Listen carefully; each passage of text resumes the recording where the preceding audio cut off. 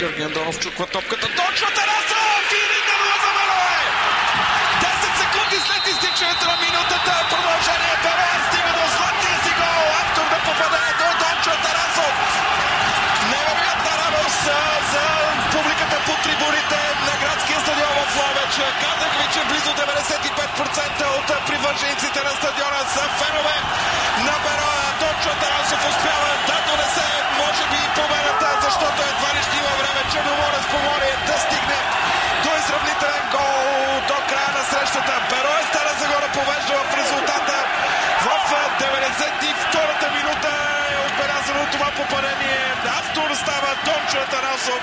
Определено той ще бъде героя на Стара Загора днес. Дончо Тарасов.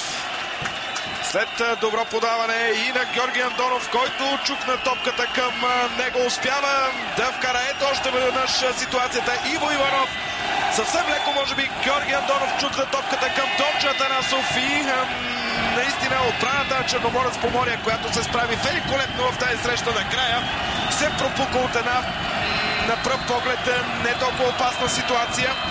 Втора смяна в Черноморец Поморие. Играта напуска Филипов. На него място с номер 4 в игра е Венелин Филипов. Играта напусна Цветан Филипов. Радост за Илян Илиев. Колко изтърпя този треньор през тази година. Защо да не кажем